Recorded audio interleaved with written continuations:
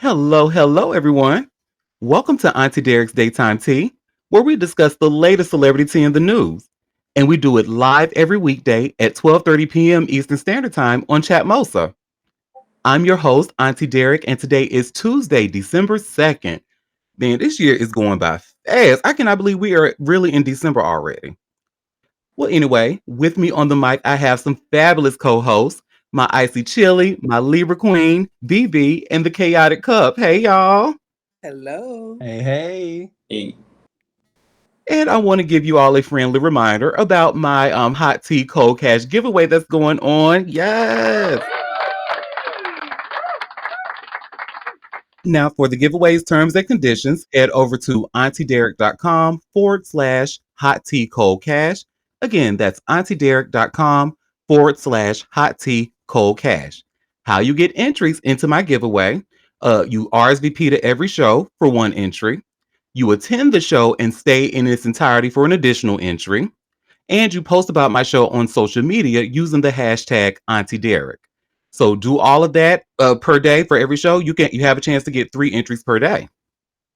Yeah. So with that, I think those rules are clear. So we can just go ahead and jump right into the and I just want to give a special shout out to my week 3 winner. Hey boo.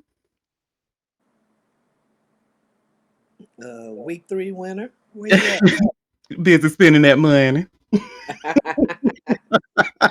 She said, hold on, y'all, I got shit to do. But we can just go straight into the tea, honey. Tea time. Tea time. Hey, y'all. Now you show up. Yeah, well, you know what we like to always start off with if there's any new updates. Not the Diddy news. You know it, because his ass can't help but to stay in the news, honey. But this time it's really not. I ain't gonna say it's not his fault, but it's really because of the documentary that just came out that was executive produced by 50 Cent. And you should see where it says, but here by way of TMZ, Diddy blasts Netflix docuseries as a shameful hit piece. So Sean Diddy Combs is steaming mad at Netflix and 50 Cent because he's going scorched earth on a new docuseries that's about to hit the streaming service. Well, it's already there now, so you can tell this was written yesterday.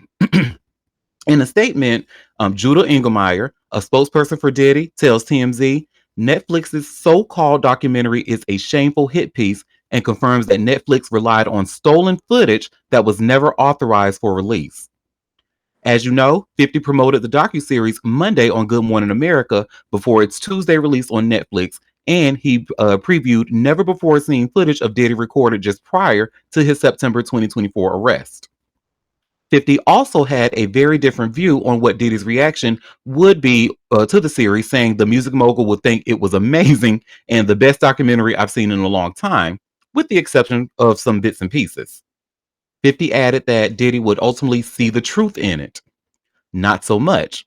Engelmeyer says Netflix and its CEO, Ted Sarandos, are screwing him over by misappropriating footage Diddy's been recording since he was 19 years old. Diddy's rep says the footage was meant for him to tell his own story in his own way.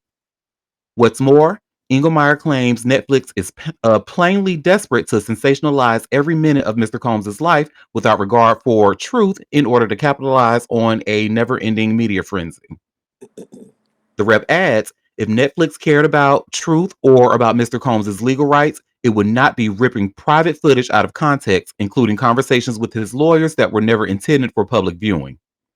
No rights in that material were ever transferred to Netflix or any third party. 50 Cent's been known to troll Diddy on social media, and Diddy's pissed 50 is involved in the docuseries, Sean Combs: The Reckoning. Engelmeyer says it is equally staggering that Netflix handed creative control to Curtis 50 Cent Jackson, a longtime adversary with a personal vendetta who has spent too much time slandering Mr. Combs. Bottom line, for Diddy's camp, beyond the legal issues, this is a personal breach of trust. Mr. Combs has long respected Ted Sarandos and admired the legacy of Clarence Avant. For Netflix to give his life story to someone who has publicly attacked him for decades feels like an unnecessary and deeply personal affront. At minimum, he expected fairness from people he respected. Ooh, shots fired.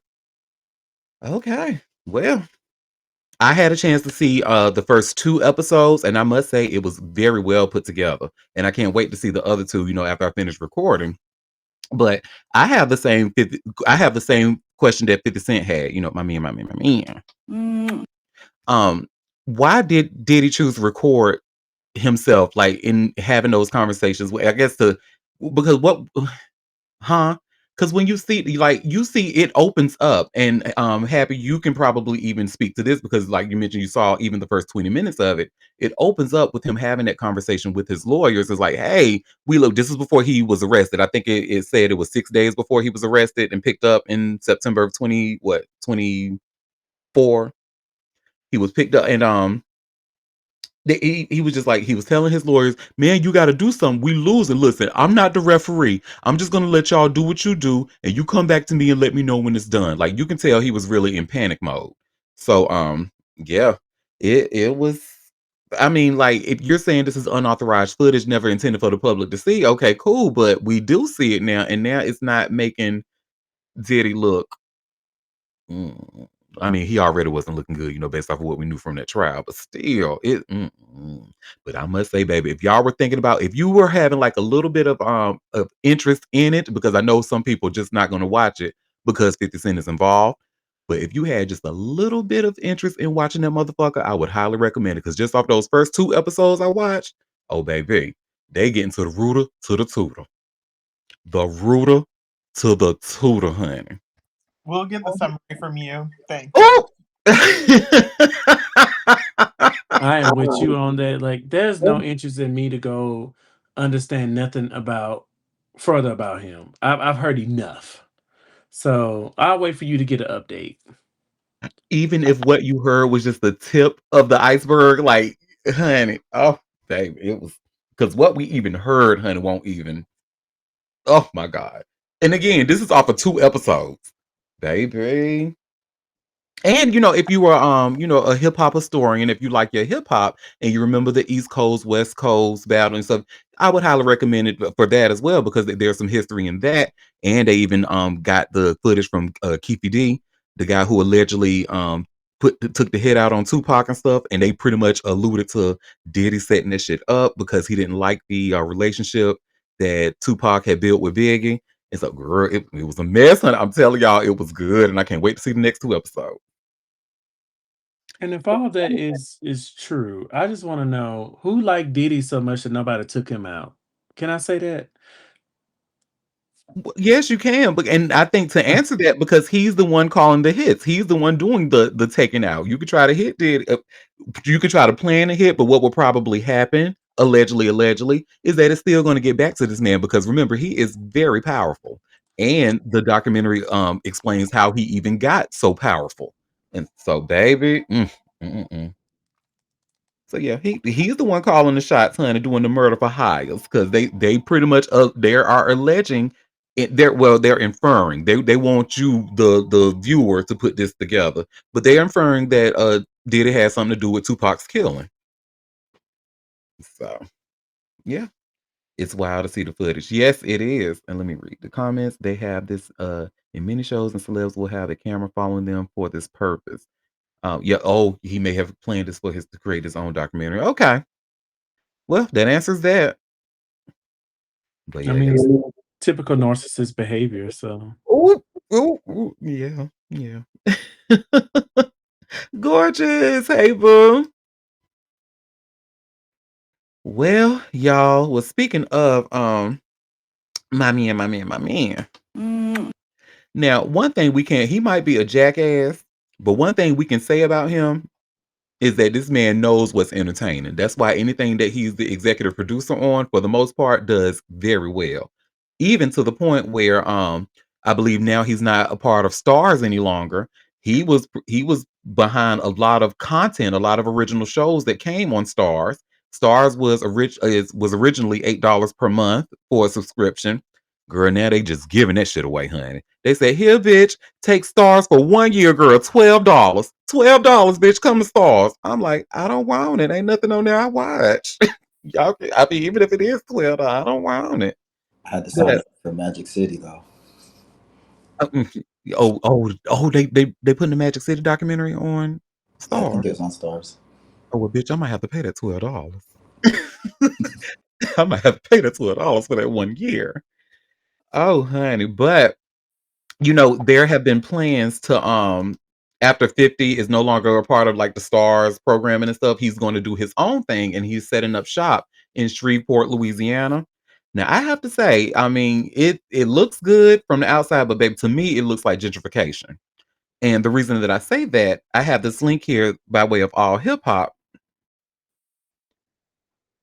And you should also see where it says 50 Cent's G Unit Empire devours another Shreveport property in a $2.4 million spree. Oh, shout out to Shreveport. That's BB's hometown. Well, baby, you might have to you might have to make some calls or something, honey. I mean, unless the people of Shreveport are cool with this, because from what it did look like, it looks like those buildings were not being used anyway, and I don't know if that was because these buildings were being priced out, or what, or it's just an abandoned area. But we're about to watch about a 2-minute local news clip in Shreveport where they talk about this, and let me share my screen. But like I said, y'all, to me, it looks like gentrification. I could be wrong, but it's not. I don't know. Famed rapper 50 Cent is set to purchase another property in downtown Shreveport. The deal is in negotiation, but is set to close within a matter of days. KTBS 3's Riley Curry has more. Mogul Curtis 50 Cent Jackson is buying more and more properties in downtown Shreveport, and 610 Market Street seems to be next on the list. We spoke to Representative Stephen Jackson, who knows more about the project. This sign outside of a work zone in downtown Shreveport is another example of how Curtis 50 Cent Jackson is expanding the influence of his G-Unit brand in Shreveport. The new fencing surrounds the location set for 50 Cent's G-Dome property. The permanent G-Dome is set to be a multi-purpose event arena, similar to the Sphere in Las Vegas. State Representative Stephen Jackson says 50's team is working to start building downtown as soon as possible. They are under a very intense and accelerated timeline to do a lot of projects. There's several projects that are in the works. The ML Bath building at 610 Market Street is under contract to be 50's next acquired asset. If the deal seals, the mogul will own a total of 13 properties in the downtown district. This is the ML Bath building that was built in 1921. When realtors placed it on the market, they said that it could be used as an apartment building. Rep. Jackson says it's still unclear how certain buildings will be used. Some of these properties may serve as a set for some TV or film, but it also can be used for everyday businesses, whether it's coffee, pizza, clubs, restaurants. But the goal, I think, is to probably replicate what we've seen that they're doing in Hollywood. The proposed G-Dome location was a former meatpacking site in the 1920s, and extensive safety precautions such as the removal of underground tanks had to be performed prior to breaking ground. Rep. Jackson says these measures have been completed and grounds were determined contaminant-free. In downtown Shreveport, I'm Riley Curry, KTBS 3 News.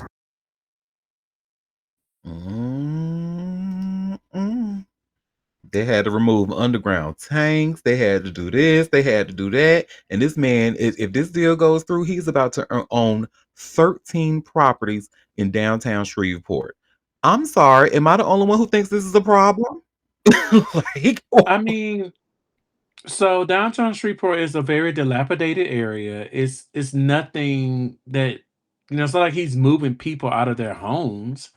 Now, could that have other implications, later on down the line? Absolutely.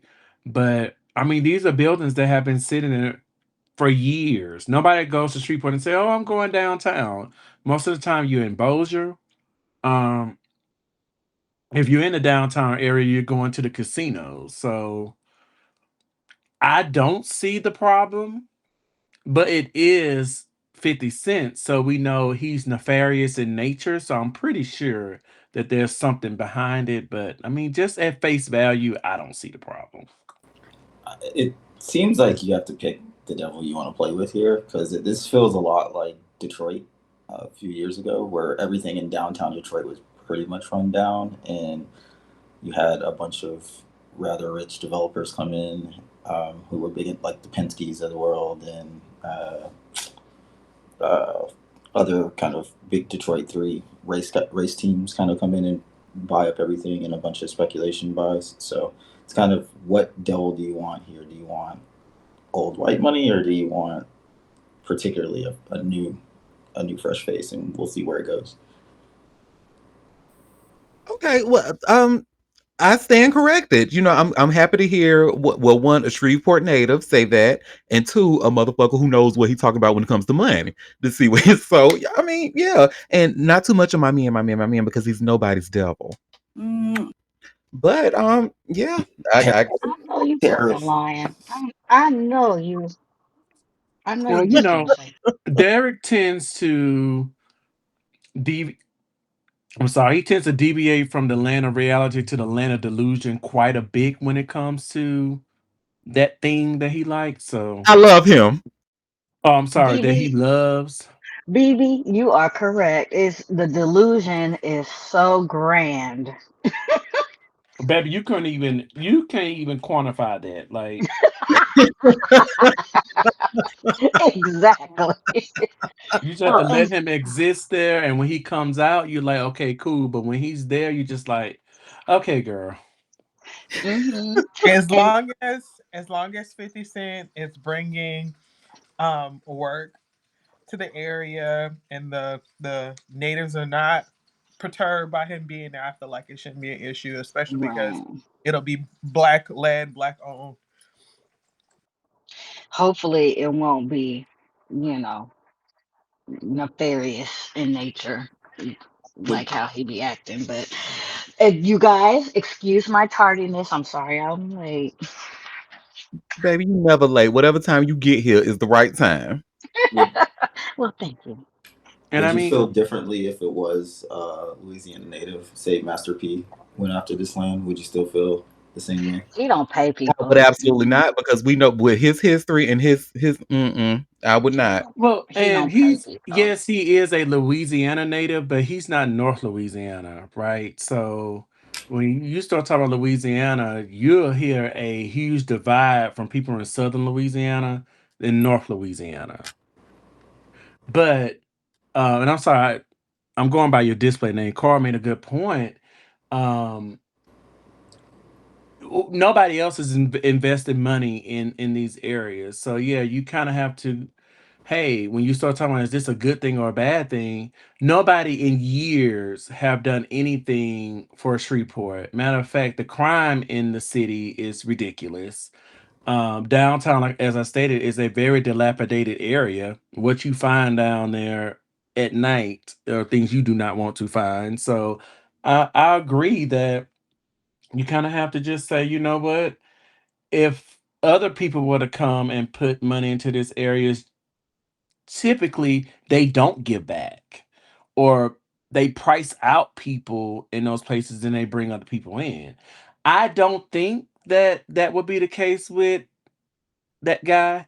Um, so I'm actually excited to see something new birth into Shreveport, because you've heard nothing about Shreveport in years unless it's bad news. And like I said, most people associate it with the casinos because you have, I think, two, three casinos there. So I see this as being potentially a good thing. Now, your man has a history of being trash.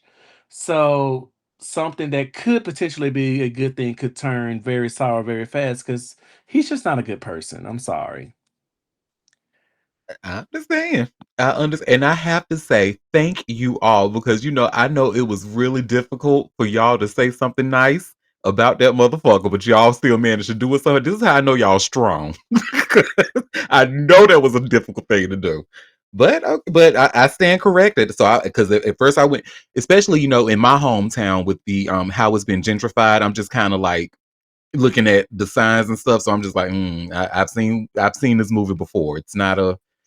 And what did it for us was like the, maybe I shouldn't say this on the recorded line, but our some of our favorite websites that we like to go to. And Mhm. that's what when they came to the Raleigh Durham area, and unlike what's happening in Shreveport, they were actually putting people out of their homes and stuff. So Mhm.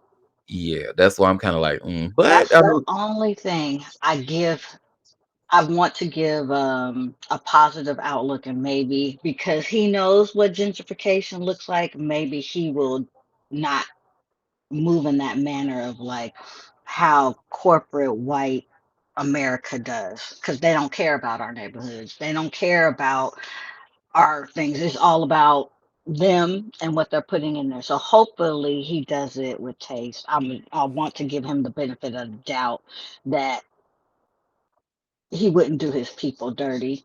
mm, Um, don't give that he him don't that. know. Well, I meant like, overall, like come in a community and just do them dirty. I'm hoping that won't be the case. Listen, don't do Don't be right. don't I He said hoping. I said hoping. No, wait, I no, said I'm no. I was hoping. gonna say don't be like Jeff Bezos and the Amazon people. Mm. Yeah, exactly. Because they don't care. They don't want to pay taxes. They don't care about no. displacing black families or even black and brown families. They don't care. And neither does he. And this is what I'm saying, because that's why I was like, honey, if you're gonna hope for that, hope for something else, because that's something that's not going. This man has showed us who he was, and again, this is somebody who is in love with him in my head, right? But I can call a thing a thing. This man has showed us who he was, and if the only thing that is keeping him from being a white man is his black skin. Every chance he get, he uses the courts, right? He's very litigious, right? He Hmm. likes he is shown what did he do to his baby mama when she spoke out about her story? Silenced her through them courts. He is very much of a he wants to do everything. He wants that white adjacency. So yes, I have no faith in him bringing the community together. Now, is he going to employ people? The people that work for him. Yeah, he going to do them right and pay them. But the community, no, I have no. He's not a communal person, and it's not his fault. Remember, I'm somebody who has read his biography, From Pieces to Weight, Once Upon a Time in Southside Queens. And Hmm. he doesn't. The only community he knows really is his grandparents, and that's he didn't really have a lot of friends like that, and people who were his friends turned on him. So he just, I say all that to say is that I don't think he's gonna do right by the community. I hope Well, I'm wrong. let's not make excuses, right? Because here's when we do that, like as an adult, like we know that we have trauma that follows us, and I'm glad you read his story because nobody else is interested. Thank you for that. But sometimes you have to be responsible for saying, you know what, although this happened to me, I don't have to act the way others did to me. So I get it. He has most of us know about him being shot 9 times and how he got to that life. You just added another layer for me. I didn't know that all he knew was his grandparents and, all of that other stuff. But, at some point you have to say, I don't have to become the murderer. So don't make excuses for that trash. Now, I'm happy that he's in Shreveport. And now my other question is, how did he find Shreveport? I do want to dig into that. I remember him coming there. I don't know if it was for a show or something he came there for, but it's like, how did you want to see Shreveport and want to stay in Shreveport? Probably they vetted like what would be a good area to open a business, like cost wise. That could be it. I just really want to know. Like, you got there and you saw it and you said, "This is where I'm gonna build G Unit, Shreveport." Ooh, honey, put your shoes on. It has a white refrigerator. Ooh. It's funny. No, but more than likely, it's probably more bang for his buck. He's able to buy up if he's able to buy up enough property there, he'll be able to have more influence to do what he wants. Right?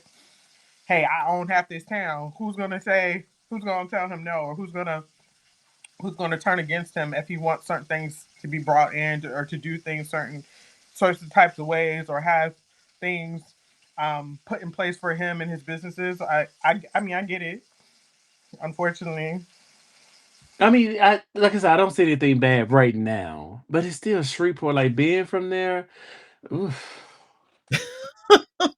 Well, so I just did a Google search. Google's AI says 50 Cent's connection to Shreveport, Louisiana, was primarily a business decision driven by local opportunities and incentives rather than a personal discovery. He was introduced to the city's potential by a business associate and local leaders who highlighted the availability of existing film infrastructure and tax incentives. So it was the people that Okay, so yeah, I know some Yes. people did go there Yes. for filming, Mhm. right? But very interesting. But we shall see. I'm usually not interested in half dollar. But I am definitely I want to follow this one. So well, you know I'm spill gonna the keep tea, you friend. updated, bro. Spill the tea. You know I'm gonna keep you updated when it comes to my man, my man, my man. Lord. Update us when you make a better choice. Why would you want to wait for an update you never gonna hear? I'm never gonna want anything better. Ever. Oh, Honey, did y'all hear that chirp, chirp, chirp, chirp, chirp? I did, and I'm like, turn it down, turn it down. Yes, Baby, big what big Medea said, bird, can you turn the damn dress off? Cause girl, big bird is in the house. Well, speaking of somebody else who is all just infatuated with her man, Cardi B, honey. Well, her newest child father might have spilled the tea, honey, in Spanish, in Espanol. So I have this link here from All Hip Hop. You should see where it says Stefan Diggs makes shocking statement about Cardi B. So, and we have a comment. Her and in parentheses, everyone else's man. You better wake it up. Mm-mm. Well, anyway, he learned him some Spanish, honey, and he called he could well, we about to watch the little clips, honey. It was a clip of him. They caught him in the locker room. They was giving him some a Patriots sweatsuit or sweatshirt, and it had Espanol on it. But he said, I want one for my wife, but he said wife in Spanish, honey. So let's see what Mr. Diggs, honey, has to say. Who like to dig and everybody? Allegedly. Let me find the clips. Okay. So here's the first one. This is Stefan. Patriots, Espanol. Espanol. You know it. Gracias. Like either these blue or black. Blue. Patriots, Espanol. Espanol. You know it. Gracias. Yo quiero uno más. Uno más? ¿De Yeah. cuál color? For me, esposa. Actually, give me two. Okay. A mini one. A mini one. Mini. Mini? All right. All right, done. Decent work. Decent work? Yeah, I gotta get two more of these. Let me know when I got my side. It's done. It's done. It's done. Oh, did y'all hear that, honey? He said I need another one for mi esposa. Yeah, and he didn't say novia. He didn't say girlfriend. So look, He didn't say Cardi neither. He could be talking about one of them women. Wake it you up. better come through, Wake it up, chill. Chill. Wake it up. Wake it up, I'm Chill. going on mute. Ah, not you coming back from vacation with your knives sharpened. I Ew. just be here listening, just waiting. Yeah, man, please. That could be anybody. Well, whoever is about Cardi certainly thought it was about her because she responded with a little clip, honey. Kind of how when I talk about my man, she did the same. My man, my nigga, my daddy, my baby, dicking me down, needing me, driving me crazy. Okay. Whatever. You still married. Look, and the only reason why she's still married because it's Offset crazy ass won't let her go, won't let her be free. Right. Go ahead, favorite Taurus. Well, Auntie, to be fair, when you reference Cardi, talk about her man, and you talk about yours, all I have to say is birds of a feather. That's all. Oh, thank you. Y'all are funny today. And hello to all of my friends. We got a full house today. What's Yes. up? Hey, Miranda. Hi. No, that's my name. Sorry. Hey, Charlotte. Cut. No, you're not Carrie. Cut. You're Charlotte. Cut. You know what, Miranda? Don't play with me. You called me random so much, I Those were almost fighting forgot your words. name, Charlotte. Uh, And that hurt a little. Beezus and Happy and Hi BB. Okay, I'm going on mute. I gotta go in the meeting. I'll be back. Well, like my favorite Taurus, you know who else don't want somebody to play with them, honey? Who said don't play with me? Jada Pinkett Smith. And to be honest, I think it would be very wise to not play with her because if you do, she'll have your ass killed, allegedly, allegedly. And I have this article here from TMZ. You should see where it says Jada Pinkett Smith allegedly threatened to disappear Will Smith's friend. Lawsuit says. When I tell y'all, I was like, oh. So first of all, before I start reading, do y'all remember the alleged friend who said he was Will's friend and partner for about 40 years, and he was on an interview talking about how like he walked in on what did he say? He said Will Smith and Dwayne Martin. He said Dwayne was dicking it down, honey. He said Dwayne had him bent over and going in. And Dwayne called me. But he said that Dwayne was going in, honey, allegedly, allegedly. But I don't know if y'all remember that interview. Do y'all remember it by chance or not? Yes. Okay. Vaguely. Well, that's the one that Jada's telling to not play with her. So well, Jada Pinkett Smith threatened a purported longtime friend of her husband, Will Smith, telling him he would catch a bullet if he didn't shut his trap about her. This, according to court documents. The actress turned podcaster was sued in November of 2025 for $3 million by Bilal Salam, who claimed he was Will's best buddy for almost 40 years, working closely together on several professional and personal projects. In the lawsuit, Salam says Jada approached him with about 7 other people in her entourage at a private birthday gathering for Will's 53rd birthday party at a movie theater in Calabasas, California in September of 2021. Salam claims Jada became verbally aggressive and told him if he continued telling her personal business, he would end up missing or catch a bullet. What's more, Salam says Jada demanded he sign a non-disclosure agreement or else, and then says one of Jada's associates followed him to his car while they continued shouting verbal threats. It's not clear what triggered the alleged altercation. Then, in March of 2022, Salam says he refused to participate in crisis management for Will after the actor smacked Chris Rock across the face on stage at the Academy Awards. Salam says he turned down the job because he didn't want to perform tasks he believed were illegal, unethical, and morally compromising. He claims Jada and Will's team then launched a retaliatory campaign against him, which worsened once the famous couple found out he was writing a whistleblower memoir about his time with them. We've reached out to Jada. So far, no word back. Let me tell y'all something. Jada Pinkett Smith is originally from Baltimore, Maryland. I believe every word. I believe. Hello. What do those eyes say? Hello. But then again, there's so much filler in her face, honey. They might have purported them eyes a little bit. So maybe we can't. I don't know. We maybe have to look at some before pictures. Back when she was on Hawthorne. Maybe we need to look at around there because, honey, them damn fillers. And didn't she have a nerve to lie and say she ain't do nothing to her face? Or if I'm misremembering? Well, anyway. No. Yeah, I believe every word, honey. So that's that on that, child. Well, while we talking about because Will Smith is from Philly, honey, bottom from Philly. Oh, or he might be verse. He might be verse. He just, Dwayne Martin does give me total top allegedly. So I don't. Anyway, let me get out their business.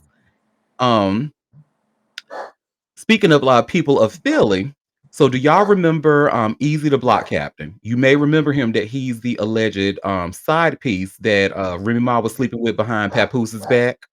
Y'all remember him? And he's a battle rapper from Philly. Not really. Absolutely not. Absolutely the fuck not. A battle rapper from Philly? Please. Yes. We don't care. Well, do y'all remember Cassidy at least? I know y'all remember Cassidy. Yes. Okay. We know Cassidy. He go Good. here. Okay. Good. Cassidy go here, good. Uh-huh. Well, Cassidy is actually alleging that Easy the Block Captain does not go here. They say, well, what block is he the captain of? Because it damn sure ain't no Philly block. Correct. I believe Cassie. And you should see where it says here, by way of all hip hop, Cassidy exposes Easy the Block Captain's yearbook photo and internet explodes, honey.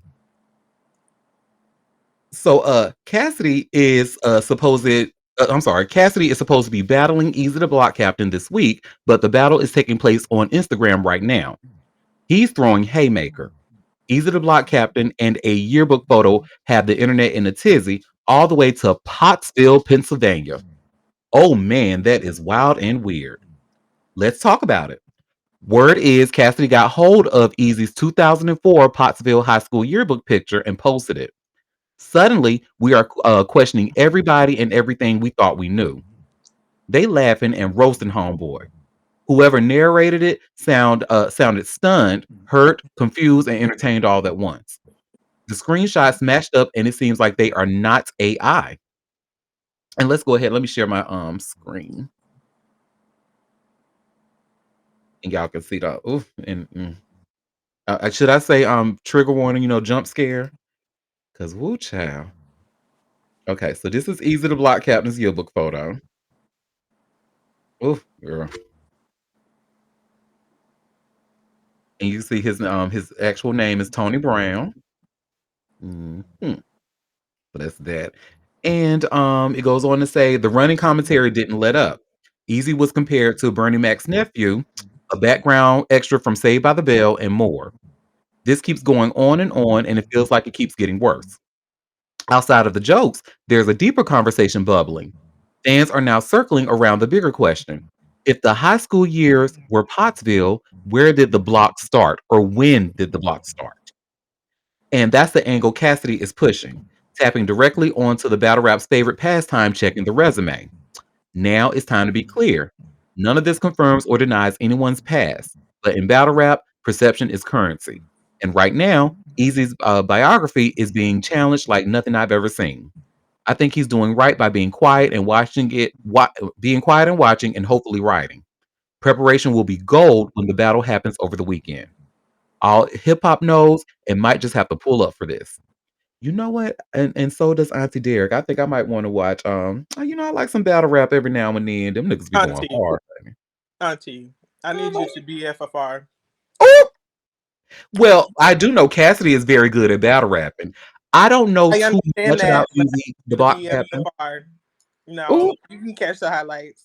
oh. Go ahead, favorite Taurus. Uncle Bernie. You know what, Auntie? I think I'm with you with that because battle rap gives like that unfiltered hip hop that I absolutely enjoy. Yes, me. I absolutely enjoy. So I might tune in as well. I just want to say that this story is giving very much. His real name is Terrence, and Terrence's parents have a real good marriage. If you don't know. I'm actually gonna Google how far is Potts PA from Philly? Girl, it's a whole hour and 49 minutes, and it says it's 96.8 miles. Oh, well, you're not from Philly. You're not from Philly. That's a whole hour and a half away. Well, almost 2 hours, honey. Oh, oh, Almost in Baltimore County. oh. Right. Well, oh, and speaking of Baltimore County, honey, watch out, Jada, honey, don't piss her off if you're over there. Anyway. So now this is actually something that happened over the weekend that totally went over my head, and I'm just actually finding out about it today. But T-Pain, honey, T-Pain unsold his catalog, and I have this link here from All Hip Hop. T-Pain sold catalog for a century worth of money. Wait, pause real quick. Pottsville is the other way. It's north. It's north Pennsylvania, or going towards the north. Not too far Oh, okay. from. It's to the west of Allentown. Ah, I see. And And isn't that close to Jersey? mm, Yes. no, no. Kind of It's northwest. it's northwest. It's a little bit. It's like it may be like 2 hours north, a little bit east of Hershey, Pennsylvania. That ain't, Oh. that's not no city, no kind of way.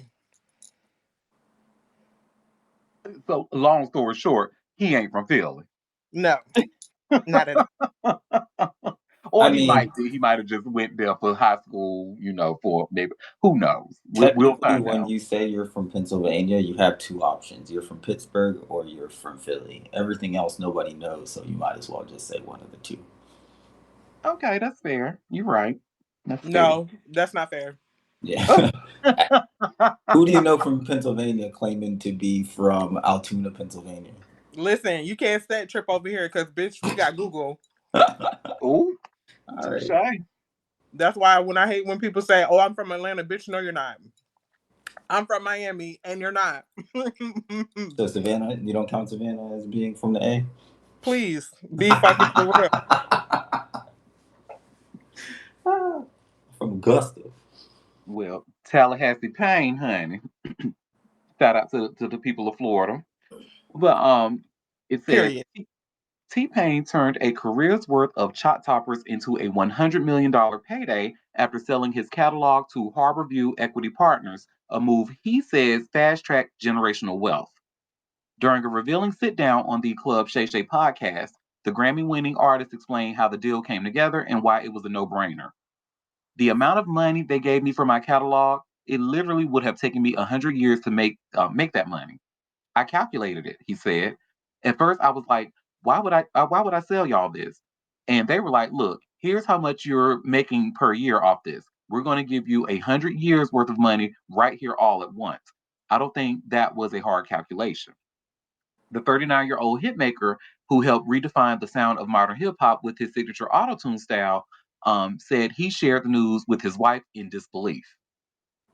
I discussed it with my wife. I said, "Hey, babe, the kids gone to school. I got to talk to you about something that's real important about the future." I was like, "Can I close the door? Because I don't want the rest of the house to hear." So I closed the door. We rich. We rich. We got $100 million. We rich. But the deal wasn't just a one-time payout. T-Pain revealed that Harborview is now invested in his future creative output, not just his past hits. Harborview, the people I sold my catalog to, they didn't just say, we want your catalog. They said, we'll buy your catalog, but also if you make another hit, we want that too. If you make more songs, we want them too. If you make a hit TV series, we want that too. If you make a football league that nobody even thought of, we want that too. If you score a movie, we want that too. So it's a partnership now. The Florida native has already started investing his earnings. He purchased a 50,000 square foot warehouse in Tallahassee to house his growing Nappy Boy business operations spanning entertainment, gaming, and beverages. He also bought a plane. He bought a plane. The sale marks a significant milestone in T-Pain's career, including over 50 million singles sold, billions of streams, and more than 10 Billboard Hot 100 entries. This year also marks the 20th anniversary of several biggest records, including Buy You a Drink, Shorty Snapping, Bartender featuring Akon, and I'm in Love with a Stripper with Mike Jones, the icon. Shout out to Mike Jones. Outside of music, T-Pain has Who? built a strong presence on Twitch. Mike Jones. T-Pain has built a strong presence on Twitch, where his live streams have earned him a loyal following and further cemented his reputation as an entertainer and entrepreneur. I mean, yeah, the money sounds great, but it also sounds like we own you, nigger. Own you everything you have and everything that you will think of or even think of and your kids think of. We want that shit too. But we pay for it. So hey, who had their hand up first? Chaotic Couple, Favorite Tours. Favorite tours. Go ahead, Favorite Tours. On to your last statement, it may it might be something different because I did look into Harborview, and the founder and CEO is a black woman, Oh, and the entire team that I'm seeing is actual diversity filled with Black women and people of different backgrounds. Oh, So my spidey senses are inclined to say this might be an incredible move, considering just the optics of it, just seeing so many different faces of different backgrounds and ethnicities, and like they truly value um, DEI in that capacity, and of course with folks who value DEI in that capacity, and they're familiar with the works of someone who is iconic as T-Pain, I have a strong inclination that they may be taking very good care of not only him but his legacy moving forward. And just based on what I'm seeing, I'm very interested in seeing how or who else they partner with, especially when it comes to um, people of his status, and how they kind of take care of their legacies moving forward as well. So, yeah, I had the same thought you did, Auntie. But once I went on that website and looked at the team, I was very surprised. It was there's very little mayonnaise on this sandwich, and that's all I'll say. Word, because I can't stand no mayonnaise. Okay, well, I stand corrected. That is actually good to hear. Because this is the first time, this story is the first time I'm hearing of these people. So I'm glad you actually looked them up. Okay, that's good to hear. Chaotic Cup, you wanted to add something? Shout out A50. But to Will's point, I think this is actually a pretty good deal. I saw him maybe 2 3 months ago here in the city, and he was really trying to drum up money as an independent artist. So I think this will help see more club husbands in our future. Okay, okay. Rapper turned single. I'm here for it. Go ahead, Libra Queen. thank you, Will, for the update because I was about to drag somebody to hell about our people and our culture. But shout out to that black man from Tallahassee, Tallahassee Payne, Theodore, as he likes to be called nowadays. Congratulations, and I hope it is a great deal and that we get new music soon. He's gonna buy more TV screens to put around his studio and put porn on every last one of them, make people watch them. But congrats to him, allegedly, allegedly. Club husband was a bop though. Yeah, and I mean, hey, whatever gets him his inspiration. But you just got to make sure that it's consent is the big key here. Like you make sure that the people that is in that studio or in the room with you actually want to see all that porn and shit on them TV screens. But you can show all you want, but especially if it's gonna pull out hits like that. But yeah, consent is the big key here. Well, that is that on that, honey. Oh, this next story. This is another one that actually went over my head. So just out of curiosity, Quinn, out of curiosity, but I know y'all have heard this song because you can't escape it. Y'all know this song, "Shake It to the Mat." Shake it to the mat. I know y'all have Yeah. heard this song. Oh No, my, you finna talk about the Grammy thing? yes, girl. Okay, hurry up. Come on. Oh, Come with come on. Give it to me. well, that Grammy thing. So it appears that that song was actually snubbed. They feel that it's been snubbed for a Grammy because the Grammy has rules and regulations that a song can be submitted as a remix for it And a to be. black man held up the rules and regulations and lost his job. Yup. And that black man, his name is Sean Thwaites, and he actually talks about it. So now Mr. Thwaites is looking for legal representation and seeing what he should do next. So I have a quick 2 minute video of him talking about his situation and talking about what happened. And I was like, wow, a black man doing his job and basically got fired for doing his job. So let me share my screen. Oop, let me pull some. Until recently, I served as Hi, my name is Sean Thwaites. Until recently, I served as a genre manager in the Recording Academy's Awards Department, overseeing 5 categories: Global Music Performance, Best African Music Performance, Contemporary Instrumental, New Age Ambient and Chant, and Global Music Album. On November 21st, I was terminated just 48 hours after Billboard published a story about an eligibility ruling involving the song Shake It to the Max. My committee followed Grammy rules exactly as written. and the vice president of awards confirmed in writing that my decision was correct.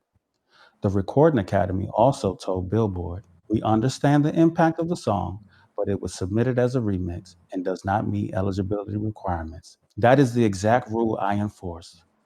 On August 8th, I received a positive performance review and a pay increase with no warnings, no concerns, and no indication that my job was at risk. And on November 17th, just days before I was terminated, RCA Records requested me by name to interview Davido at the Grammy Museum. At that time, I was managing 43 nominees across all 5 categories. And I want to be clear, I would never snub African music. I am the person who wrote the proposal that created the Best African Music Performance category. I've spent years uplifting African artists and building the Academy's bridge to the continent. African music is part of my purpose and identity. When I started at the Recording Academy, there were 6 Black employees in the awards department. One Black colleague was terminated in August, just 3 months before me, making me the 4th Black employee terminated during my time there. That pattern is deeply concerning. I'm speaking today because transparency matters, fairness matters, and no one should lose their job for following the rules. I'm seeking the proper legal support, and I'm standing firmly in my truth. Thank you for listening. Oh, girl. Oh, go ahead, Libra Queen. Hello, is the mic on? Is the mic on? It's Anyways, on, honey. I just want it to be on record that I'm on his side. I don't care what nobody say. I'm on his side. I'm on his side. I'm on his side. He also has come out previously discussing, if I'm not mistaken, discussing basically how the Grammys work and how voting works and how all the things work. Because, by way of Twitter, by way of social media, everybody an expert come time for award season, and they feel like, hey, this person and that person and this person should have got this, and they got snubbed, and they got this, and they got that. In regards to this, like, I don't know how it happened, who it happened, like who was behind the scenes in making this a thing, but this is a part of that whole, unfortunately, diaspora thing, because just like he said, he's the reason why they've been able to get put on, right? He's the reason why that they have categories at the Grammys, and to sit here and crucify a Black man for your entryway, right? Because you feel like that song needed to be, what should have been in the running for whatever, is fucked up. And they don't understand, like, this is going to have way bigger repercussions than just feeling like, oh, well, we should get a Grammy for this. Because unfortunately, the way that the Grammys are set up, there's not a big space carved out for African music, more specifically West African music. They pretty much put them all in one or two categories or a couple of categories. And it's great people or great music being made across the board from all kinds of backgrounds, from all kinds of sounds. So you can't be mad when he's trying to make sure that he's doing his motherfucking job. Like, what more do you want from him at the end of the day? The day got to end. I agree. And go ahead, favorite Flora. I was going to say this is not surprising at all. Like, we know how political the Grammys have always been, and it's really indicative of just corporate America in general. They will find, especially for Black men in an authority position, and you do your job well, they will find any and every excuse to get rid of you most of the time if you don't play by their rules.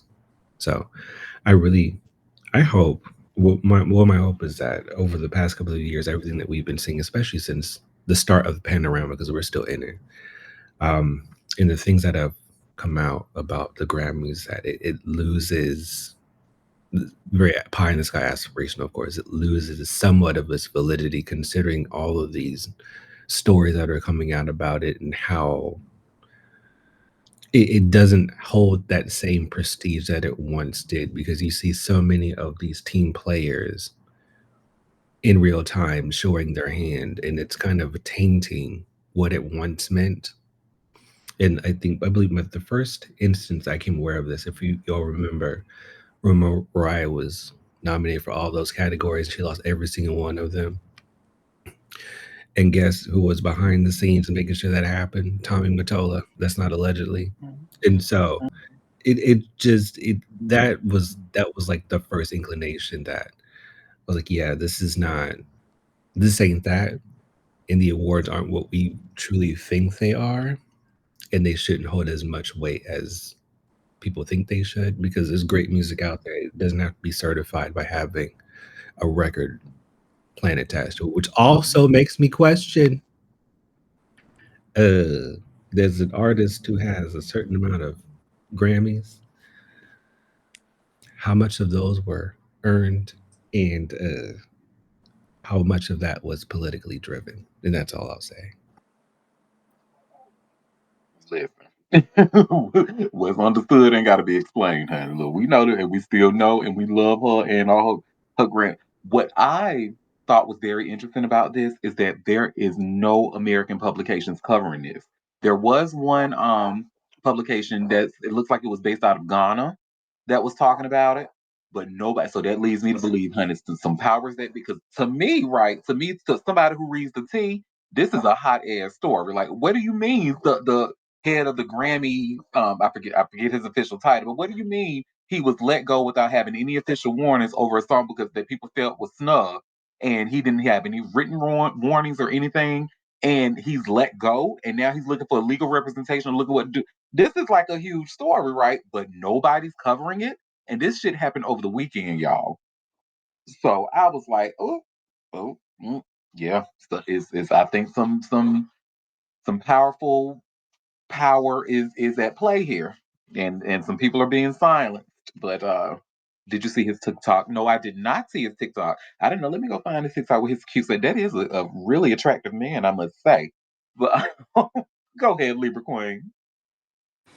And again, like I said, it's adding fuel to the fire of the whole little diaspora war or whatever. Because I get it, like coming from the continent where they see they uphold the West and the awards of the West as being like the shining fucking trophy of their life or whatever. No shade. I understand being frustrated, but at the same time, if you're not doing your due diligence and realizing that like the reason why you even have a foot in the door in this is at the behest of someone who looks like you, why are you not, I want to say, not being appreciative, but why aren't you going in a different manner to handle this? Because what was said and what was done behind the scenes, that literally, like you said, he just got a promotion and now all of a sudden he's fired. Like, it doesn't make sense. So what was said, who said it, that had great enough influence to do something like this when he's been here and he's been leading the charge? This is why I be wanting people to, do they due diligence, mm, do they due diligence, and mind they fucking p's and q's, because we can't do the same thing to them, right? We can't break into their markets and cry and scream and do whatever because of not having any, I guess, quote unquote power or whatever, or influence. And I hate that this has happened to him. Same here. Go ahead, BB. I think Will was first. No, Oh, go ahead, BB. I've been talking. Go ahead, BB. No, and I just wanted to just piggyback. It just goes to show you that we can play by all the rules, and when they want you disqualified, they would disqualify you post haste. So I'm gonna go search for his TikTok because I did run across this story, and I didn't really understand what was happening right at the time. But listening to you tell this, it kind of wraps some things up. So if you have not heard it from his perspective, I do want you to hear it from his perspective. I have not heard it from his perspective, and I'm very interested. So I will definitely go and look because I can look at that very attractive man talk all day. First of all, but yeah, I definitely want to hear the rest of this. Yes, go ahead, favorite Taurus. And I just want to add to that, it's not lost on me how we're seeing like the Record Academy or these record labels in general. They're losing so much of their grip over music in general that they are doing any and everything they can to make sure that they have a hand in something. Considering how the level of entry is so low, I would say it's to hell at this point. And how everyone could post music now and make some sort of living, even though it's a lot difficult when you don't have a machine behind you. But we're seeing in real time how much it reeks of desperation. I'll say that. And this is one of the many instances that kind of prove that to be true. Like the music industry on the surface, to me, and how they're moving, it wasn't like it was 10, 15, 20 years ago. It reeks of desperation and is so sad. I agree. I agree, honey. Well, speaking of something that reeks of desperation, honey, DJ Academics and Milagro Grams. Well, Milagro just got her ass whooped in court by Megan Thee Stallion for spreading those lies, and she had something to say about DJ Academics as well. She pretty much called both Milagro and DJ Academics fake news, and DJ Academics responded. So y'all should see I just shared here by way of Hot New Hip Hop. Megan Thee Stallion calls DJ Academics and Milagro Grams fake news. Academics responds. As if anybody want to hear anything that his fucking ass has to say. But anyway, DJ Academics complained about Megan Thee Stallion suggesting that he and Milagro Grams aren't quote unquote real media in a recent post on social media. Megan issued the remark while sharing a statement from her legal team about the verdict in her defamation lawsuit against Grams. Thank you. Here they go lying again. As usual, if you want real media news, know how to be patient and know how to read, she wrote to Megan Conniff on Twitter. In the statement, Megan's legal team clarifies that the judge hasn't determined the final judgment for the defamation count. Instead, the previously reported $75,000 figure only accounts for intentional infliction of emotional distress and promotion of an altered sexual depiction, which also requires Grams to cover Megan's legal fees. The judge still needs to review post verdict motions and calculate those legal fees to determine the full judgment. Contrary to public statements issued by Milagro's attorneys, the court has not issued a final judgment regarding the defamation count. The judge will make a final ruling and determine the entire financial amount that Milagro will be required to pay Megan, inclusive of legal bills and the defamation count at a later date. Megan team's team writes, Responding to Megan's remark, DJ Academic said on his live stream that he got his information from NBC News. I'm sorry. In turn, he accused Megan of actually suggesting that NBC News is fake. We don't know what you're talking about at this point, Ack remarked, after accusing her of only liking media outlets that exclusively give her positive coverage. She's trying to take a shot at us independent media creators, yet again, he added. However, she failed to realize we all quoted NBC Miami. She's now the arbiter of what real media news can be. With her lawsuit, Megan accused Grams of allegedly spreading numerous falsehoods about her in the wake of the Tory Lane shooting, as well as reposting deepfake pornography videos of her. Hun, so, to me, this just sounds like, you next, bitch. She coming for your ass next. Good, get Jerry Mouse. And I even feel like that's an insult to Jerry the Mouse because Jerry is smart, he's cunning, he's charming, he's everything that Academics is not. So I just anytime somebody call Academics Jerry the Mouse, I kind of get offended for Jerry the Mouse because I feel like he deserves better. What This we is talking another about looks? not even X. even then, honey, even because Jerry Mouse is cuter, so I wouldn't. No, Oh, I get offended for him. damn, academics. Well, you're not lying. I concur. Honey, that motherfucker could never.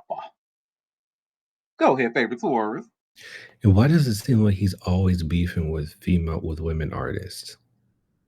That is never lost. I mean, whenever he has an issue with something like a deep, true issue, is also with a female artist, which is always odd to me. Which speaks to his character as well, because he knows if he decided he wanted to do that fuck shit with somebody who he believes to have weight behind him, he wouldn't survive it, and I mean that in various ways.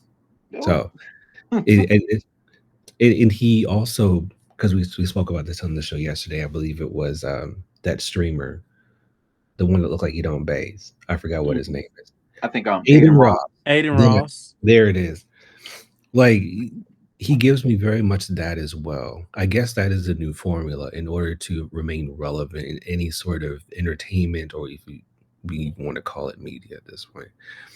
Um, they have to follow this formula, which isn't serving anyone. It's not serving them either. So I really hope that Megan is setting a precedent moving forward to go after these people, because they deserve. Fuck it. They deserve to be broke. They deserve to be unknown moving forward, because they add no value to society at large. Harsh but true. It is what it is, and I'm inclined to agree. Cause like, yeah, that. And you're right, favorite tourist. He does have the thing for really only female records. I mean, pretty much, who was it? Vic Mensa. They called him a bitch to his face, honey, and he didn't do a thing. And then Santana, he tried it with Saucy Santana for a little bit, but then because he thought Santana was gonna be like a girl rapper, he said, "No, bitch, I'm ready to thump. Where is the headquarters? I'm pulling up." And he kind of backed down. Some, oh well, man, no, I don't want to. No, you knew you was about to get your ass dragged. That's what that was. So, and Santana was about to go up to Connecticut and drag him all the way back down to Miami, honey. That's what was going to happen. But that's that on that. Well, honey, in the middle of Santana dragging academics, they might stop in the middle, meet in the middle in Atlanta and say hi to Lotto.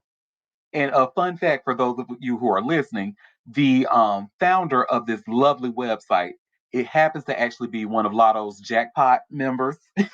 And it was done that way by accident because that founder went to a Lizzo concert and Lotto happened to be the opening act. And she was like, oh, she's cute. I like this. Well, and I happen to be a fan of Lotto too. I think she's cute. She's cute and I like her music. I think she can rap really, really well. But there is someone actually saying that she is her sister and she is threatening to expose her. So you all should see why I just shared here by way of all hip hop. Lotto's alleged hot half sister threatens to expose rapper. And I think hot is very generous, but okay. She said, I'm sorry, I'm looking at the comments. Pussy, pussy, pussy, pussy. I thought Lotto was the DJ playing.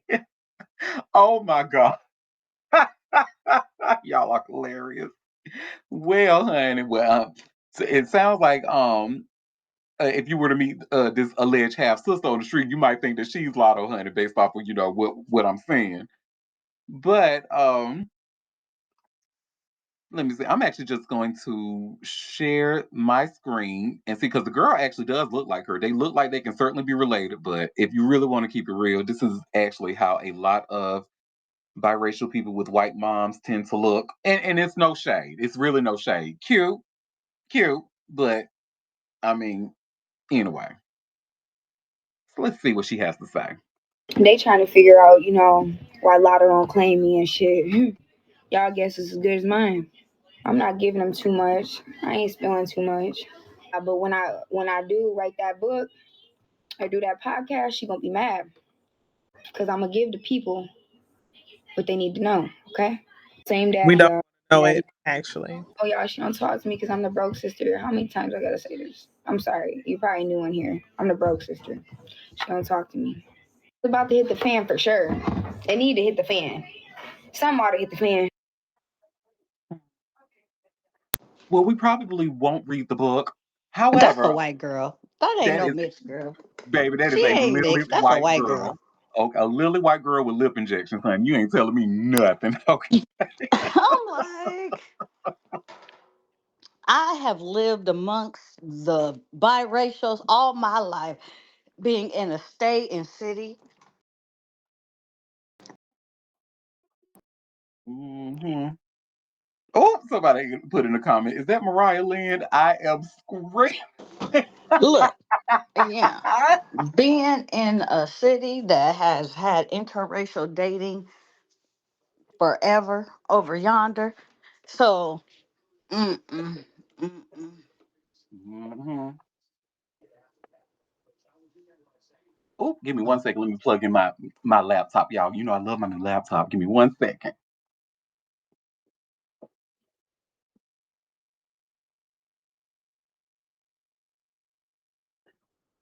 Okay, I'm back. Oh, Libra Queen, hey boo. Is she not embarrassed? Embarrassing. Baby, you could not on God's green earth get me to go on any platform talking about I'm the broke sister. Bitch. And I hope she never acknowledges you. You touting the title of being the broke sister? Telling the public for free? Talking about a book that we ain't never gonna read? Ma'am, you're trying to get 5 minutes of fame off the back of a sibling who don't acknowledge you. Grow the fuck up. Get a job. Do better. Start our OnlyFans or something. Shit. Ooh. And I'm looking through this article. I'm trying to see if I can find like this girl's name. They don't even look like they have this her name on here. I Oh, just told now you they it's saying Mariah she. Lynn.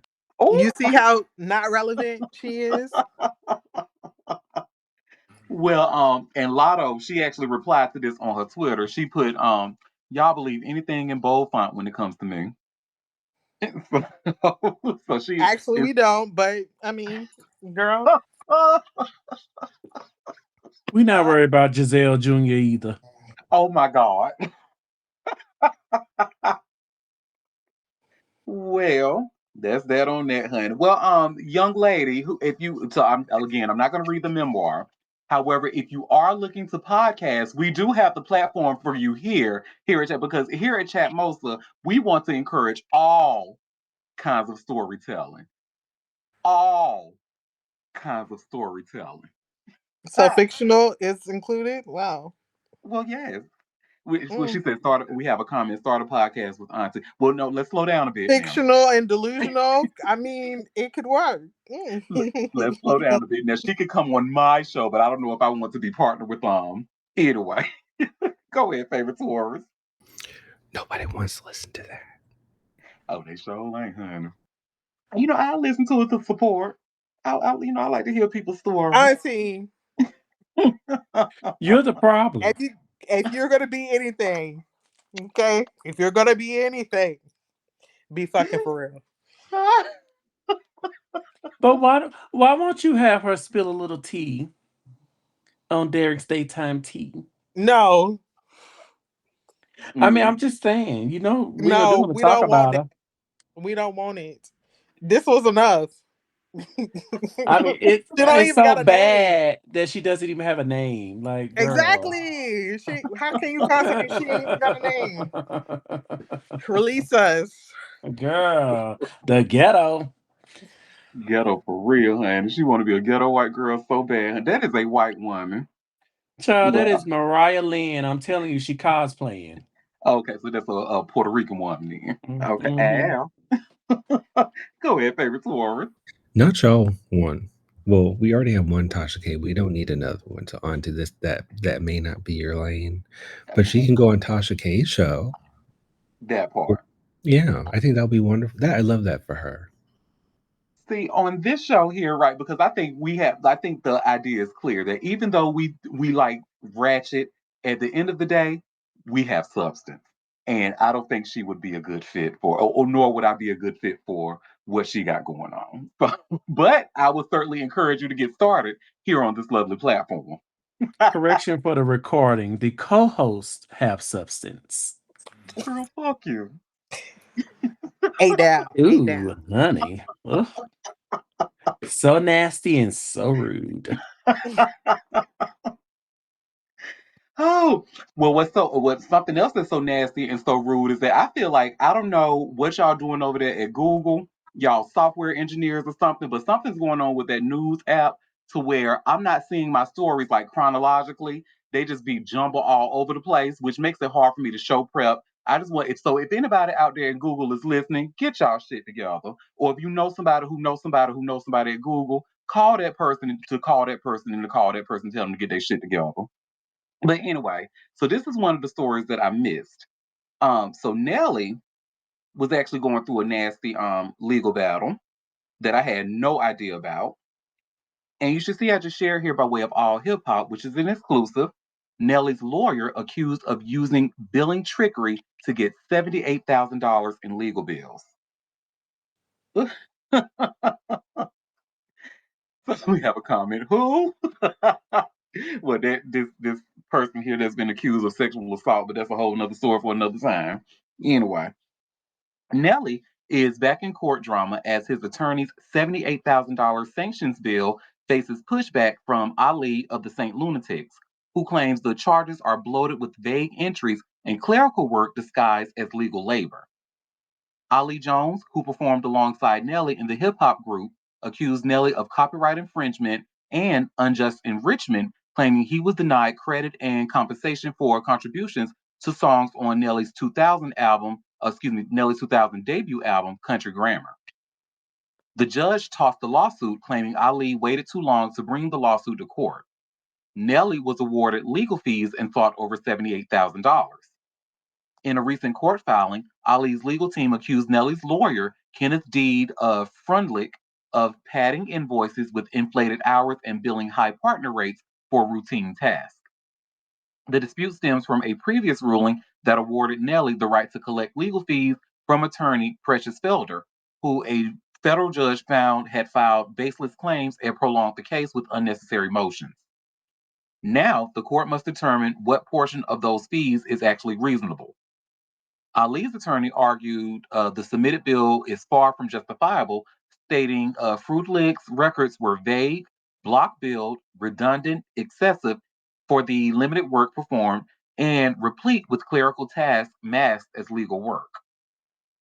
The objection points to numerous entries in which Nelly's legal team charged top tier rates for reading court dockets, checking emails, and filing documents, tasks typically handled by support staff.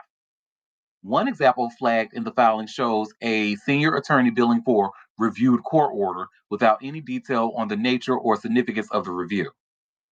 Another entry combined multiple tasks, drafting, research, filing, and internal meetings into a single line item, making it difficult to assess how much time was spent on each.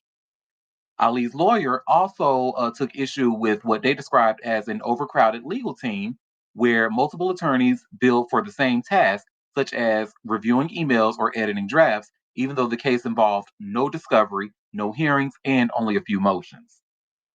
The filing said the invoices reflect clerical tasks billed at attorney rates and called the hours logged for the sanctioned motions excessive and disproportionate to the work performed.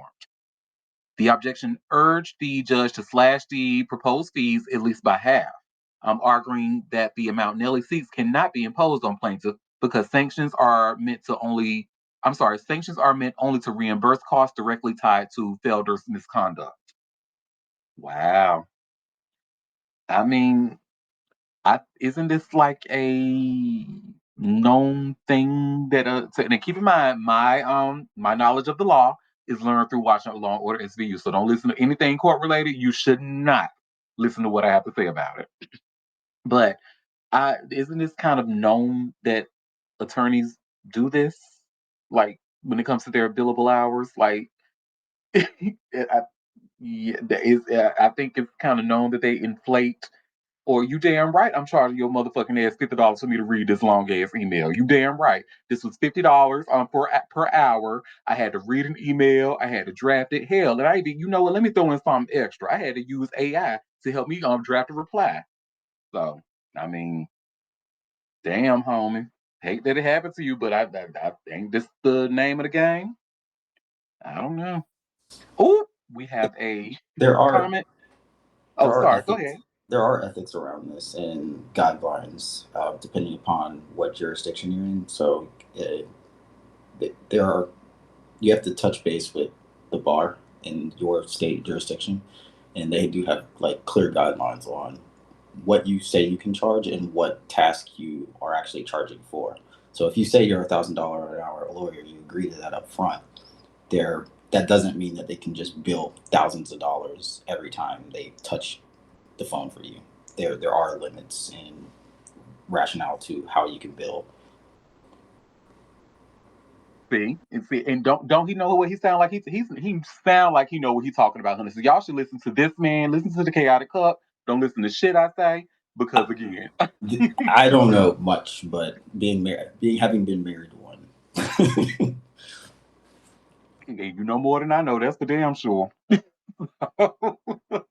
But yeah, I thought it was very interesting, and I hate to see long time like associates fighting like that. But shit, stop playing on people money and do right by people. I just Um, wonder if Ashanti sits back and says, "Why the hell did I spin the block?" No, no, she she don't don't. She answer. love it You there. right. Mm, Yeah, she know what she unfortunately. married. I was about to say I saw them not too long ago, and when they were here for concert, they looked happy and chummy. She had to be here. She wasn't performing. She, So, yeah, in the she know what words she of married. in the words of the TikTok star Ariana, yuck. Yuck! Yeah, right. Exactly. I know this is gonna trigger Quinn, but I went and saw the other one, and it wasn't too bad. You went and saw the other one. The other which movie? Oh, why would you do that? You're so nasty for that. On this recorded motherfucker life. You're so nasty. So fucking nasty We for can move that. on now. We can move on What BB say? Mhm. So nasty and so rude. Nobody give a fuck about that bald headed demon. Oh, Ooh, who we talking about? A person whose name don't need to be said because she's irrelevant. And Oh, yeah, head ass. No. oh, I Mm-hmm. understand. Catch it. I understand. I caught it. I receive it, and I 100% agree. Thank you. Oh, Appreciate you. Touch and agree. Amen. we can move Well, on. 2 or 3 are gathered. Okay. Hello. Ain't God good? well, y'all, this next story, I'm just gonna give y'all a heads up right up front. This is gonna be something y'all really could care less about and probably don't even want to hear about. But Thank you. So we can skip it. well, no, we can't skip it because even though my team don't care about it, here on the show, there are some listeners out there who may want to hear this because these people have very large followings. So Adam 22 and his wife, they have a thing with they have an open relationship. They like to play with people, particularly black men, and they like to wife swap and all of that, and The just pretty much cuckold guy. yes, The him. porn star. Okay. Okay. I'm tracking. I'm tracking. Ugh. Well, there's been some back and forths because Blueface and his mm, Blueface has been rumored to want to have a thing going on with Adam 22's wife. Let's talk more. Let me just share the link and we'll talk more about it there. I just shared this hot new hip hop article. Lena the Plug offers to sleep with Blueface under a few conditions, honey. Uh, this is why I stay out of straight people business because y'all are nasty. Well, a few days ago, Lena the Plug and her husband Adam 22 teamed up to tease an upcoming episode of their podcast, Plug Talk. The episode will feature none other than Jaden Alexis, the mother of Blueface's first two children. Yes, it was awkward cracking my boy's baby mama, but she was such a sweet and attentive lover that the whole thing was a breeze. Adam captioned an Instagram post about the episode. Can't wait to run it back for round two, dropping next week on OnlyFans. Of course, it didn't take long for Blueface to respond to all of this. He took to his Instagram story earlier this week, claiming to have some plans for his own. Adam, I will fuck your wife, nigga. On camera, we can film it for sure, he declared. I get my percentage, but it's just me and your wife, no other dicks. I don't want to see your little pink dick, man. Well, Lena has responded to that, and I have Lena's response on her Instagram page. So give me 1 second. Let me get that. It's not long, y'all. I promise. But it's like, ugh. Yeah, we gotta watch it. It's long enough. Because I'm not gonna be the only one traumatized here about this foolishness. I'm going to go mop my driveway. You don't. So why do you? I thought you was breaking all the chains. Why we gotta be traumatized, Lord? Some chains need to stay strong. You know what I'm saying? No, we already got 50 pennies trauma that we have to endure. Please release us. Child, let me go braid my scalp right quick. I'll be back. Hello. Well, let's see what Miss Lena, the plug, has to say. I hate her name. Anyway, maybe refresh. I saw your little video. At first, I wasn't down. Normally, I work with well-endowed, well-hung professionals, and you haven't really proven yourself. But after a long conversation with my husband here, I've decided that I'm willing to make an exception. You have 2 weeks. That should be enough time to get tested, to get your stamina up, to just get all around prepared. I want you showered. You, me, a cameraman, and my husband sitting in a little chair in the corner watching us. Let's go. Let's go. Hey, Blueface, I saw. Oh, honey. Right. Next story, please hurry up. Girl, because, honey. Go ahead, favorite Taurus. Stuff like this really annoys the fuck out of me, not because it's who they are. It's just the overarching notion of the blatant how do I want to say this? The obsession over a black man's body or appendage, especially when it comes to a man who claims himself to be straight but is also white. Like the obsession, it reeks of racism, of course, or there's something underlying there as well. And I can't help but to think back to our ancestors being enslaved, and how that kind of ties in. There's a through line there, whether or not folks want to recognize it or not, which is highly upsetting.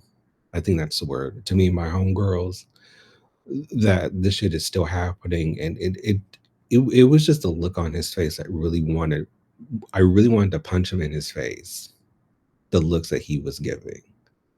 Because to really want to use black bodies in that capacity willingly and openly, it's disgusting, and I fucking hate it. That makes two of us, honey, and I'm so glad to hear you say that because I feel the exact same way. I saw the shit for what it is. Now, a lot of people don't see for what it is, and a lot of people see this. A lot of, unfortunately, black men see stuff like this is rewarding, and it's not. Like it is. I don't like it. It's cringy. Hey, BB. I just want to say, Big Booty Will, I agree with what you're saying wholeheartedly. And I just would like for us to stop engaging with this foolishness. And that's why it's still happening. And by us, we mean Auntie. Thank you. Well, no, not the story. We're talking about the deeper part of it. Yes, Auntie, you should stop engaging with this. Well, we get you spilling tea, but but the whole fetishizing of black bodies, we are willing participants, and that is the problem. We allow it. we allow it, and it's not just straight culture where it's allowed. Don't get me started on you Rainbow Mafia people, and Fucking I'm a race part of play. that. Race It's play. so disgusting that we allow these people to fetishize us because that's what they're doing. And then you see him sitting up there with this smug look on his face, and they're both talking. I had a long talk with my husband, and the first thing that she talked about was him not proving himself to have a large penis because they automatically, when they see a black man, their automatic assumption is, oh, you got a big. It's disgusting, and we need to stop. So, what death to all of them, in the words of Wendy Williams. Death to all of them. And I just want to point out and say, because this is going to sound terrible, especially after everything that was just said, she was absolutely completely wrong and she's lying. Because for those of us who have seen that sex tape with Krishan and Blueface, we know that he's everything but small. Like he's like We I don't don't know. Actually, you're the only one who I knows. I was about to say okay. I've never even heard of it, but now that you said something, now I'm gonna go vomit. Thank you. So yes, that's that on that, honey. Well, did y'all hear about Ric Flair? He pretty much alluded to Hulk Hogan dying off of street drugs. And Hulk's wife was like, wait a minute, bitch. Hold up. That ain't true. So Ric Flair actually issued an apology. I mean, if you can call it that, honey. I caught the shade in it. I'm sorry. But I have this link by way of TMZ. And you all should see where it says Ric Flair addresses Hulk Hogan comments. I should have never mentioned it. So, Ric Flair is expressing his regret over speaking on Hulk Hogan's death, saying he should have never mentioned it after the wrestling icon's wife disputed the information he shared on a podcast. The Nature Boy went to Twitter to address TMZ Sports' story on the matter, in which Hulk's widow, Sky, told us Flair's claim that street drugs killed Hogan were simply untrue. Okay, Sky, Flair said Monday night. I got bad information according to you. I should have never mentioned it. Flair went on to explain he did not mean to throw dirt on Hogan's name with what he said. After all, they were buddies for decades. I have known Hogan since 1979. Let's just move past this and concentrate on his legacy. Period. End of story. Let's preserve his legacy rather than dwell on any negative energy. I repeat, Hulkmania forever. Flair's comments on the Double Coverage podcast made rounds last week when he said Hogan's doctors stopped prescribing him pain medications to deal with his wrestling injuries, so he resorted to getting help off the street, a decision that ultimately led to his death at 71 years old. Scott told us Hogan was under constant care of professionals, and while there's no hard feeling towards Flair, what he said was incorrect. Our Hogan family sources made it crystal clear to us. They adore Flair, but had to fact check on this one.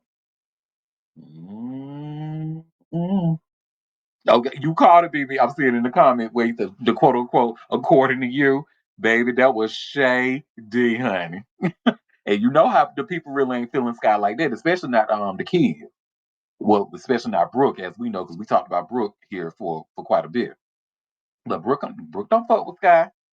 And I think she's still. If I remember the last I read, she's still trying to find out like what really happened to her dad and trying to get like a what was it? Was it an autopsy or her own personal or a private? It's something that Brooke got going on because she don't trust that wife.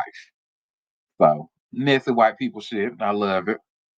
It says fuck both races. I hope Rick follows hopefully. Oh, as it relates to mortality. Oh, oh, oh, oh, oh, oh. Well, well, that's that on that, honey. Okay. Ooh, child. So remember yesterday, child, we talked about motherfucking Zachary Ty Bryan and him and his girlfriend getting arrested. Well, child, we have more information about that. This to uh, let's just read it, and then I'll keep my comments to after we read. So you should see where it says here by way of TMZ. Zachary Ty Bryan's fiance allegedly tried running him over before arrest. And girl, if you know what I know, honey, you was probably doing a good deed, allegedly. Anyway. Things seriously blew up between Zachary Ty Bryan and his girlfriend before their arrest this weekend. And TMZ's got the messy play by play. And honestly, it seems like the home improvement star is lucky to be alive. Lane County Sheriff's deputies tell us they responded to a reckless endangering call near a camping area outside of Lowell, Oregon on Saturday, where they found Zachary in a pinup truck with his fiancee, Johnny Faye Cartwright, and their 3 small children. Deputies say they learned that earlier, Brian stepped out of the pickup and started walking along Big Fall Creek Road. And that's when Cartwright allegedly hit the gas, aimed the truck at him, and ended up crashing into a ditch with the kids inside. We're told Brian dodged it in time, and thankfully the children were not hurt. Deputies interviewed both Brian and Cartwright, saying they spotted signs of impairment. Witnesses were also questioned, and here's the kicker. Brian wasn't even supposed to be around Cartwright because of a court order from a prior case. As we reported, Zachary was booked on a probation violation connected to his previous domestic violence conviction. He was denied bail and will remain in jail until tomorrow, December 3rd. Johnny was arrested too, hit with 5 charges, including DUI. This is where I learned about the DUI yesterday. So DUI, which is driving under the influence of intoxicants, 3 counts of reckless endangering, and attempted first-degree assault. She's expected to be arraigned on Monday. Honey, it sounds like a survival thing, honey. It sounds like this man gave her an idea that he was, because remember I said, honey, if somebody does not stop this man based off of what we know in his history, he is going to kill somebody. And I just feel like for her to do all that shit with them kids in the back seat. Now I know alcohol was involved. I know it was, but what's that saying? And no, maybe I shouldn't say this because I feel like that maybe that'll kind of encourage drunk driving. Do not drink and get behind of a fucking wheel. Do that. It's too much Uber and shit around. Don't do that shit. But what's that saying? A drunk mind speaks so what's it called? A drunk mouth speaks a sober mind or something like that. So yeah, I feel like something happened and maybe she was attacked because we know he does have a history of attacking based off of the court order that he wasn't even supposed to be over there anyway. But it not jump scare. Y'all are hilarious. But yeah, this is And that saying you was looking for is a drunk tongue speaks a sober mind. Thank you, baby. Because I couldn't figure it out. You But welcome, boo. that was that, and I think that was some of what was going on. And even though alcohol, and shame on you for driving while impaired, and you got them kids in that back seat like that. But I just said something. This man, I think he was probably trying to attack her, especially they out in the woods and shit. And he is he the type of man who would kill his whole family, the kids too? And, we've seen the patterns. I mean, allegedly. So there's that on that, child. Ooh, let's talk about some divorce info that we didn't know much about until now because most of it was kept quiet. But Channing Tatum and Jenna Dewan, honey. Who now? First of all, when it comes to Jenna Dewan, I love her not because of the Step Up movies, but because of the Witches of East End, where she played Freya in that show. Oh, she's so fabulous. Yes. Yes, honey, she's so fabulous. But I have this link from TMZ here, and you should see where it says Channing Tatum, Jenna Dewan get cut of ex's retirement benefits in divorce. So, Channing Tatum and Jenna Dewan's divorce settlement wasn't public, but now we've got a financial nugget from how it all played out. They're getting a chunk of each other's retirement plans. According to new legal docs obtained by TMZ, Channing and Jenna signed off on a 50% split of the other's retirement benefits from the Screen Actors Guild Producers Pension Plan. It's unclear how much that slice of the pie is actually worth, but docs say the retirement benefits are calculated by dividing pension credit earned during their 2009 to 2018 marriage by total pension credit earned. As we reported, Channing and Jenna finalized their divorce in September 2024, some 6 long years after the actors first filed to end their marriage. Channing and Jenna previously decided to. I'm sorry. Channing and Jenna previously decided who gets what of their assets and even settled on a child support arrangement. And now we get a peek into one part of how it all played out. It took a while to get there, but Channing says he and Jenna are back on good terms finally. And US Weekly was the first to report the docs. Okay. So that's that on that, honey. Um, Not to tell my chaotic cups business, but I'm curious to hear if somebody who's actually been divorced, like, what does this sound like? Does this sound good or bad to you? I stay out of white people's business. Oh, touche. I yeah, marriages are tricky. Who knows what the hell goes on behind closed doors? It's hard to say who's right. We only know one part of whomever's story leaked first. And well, there you go. Well, sounds like they're getting half, honey. Half of that retirement, that Screen Actor Guild's pension, producer's pension, all of that. I mean, you live in California, you better be ready to give up half your shit. That's why people try to file in Texas. Oh my Touche. gosh, California has some very strict marital laws. I think a lot of places have much more strict marital laws, particularly once you get over like $500,000. The rules kind of change as to what the norms are. Child support is that way as well. People always are like, it's 30%. Not always. um, a lot of things become judge discretion once you make over a certain amount of money. So I guess that's what the old saying goes: "It's cheaper to keep her." Ooh, I wish I would have known that 2 marriages ago. I'd be a wealthy man. Now, this is actually like this is the information I like because I like to hear stuff from the source, stuff that people have because it doesn't help me to talk to somebody about it that hasn't lived through it.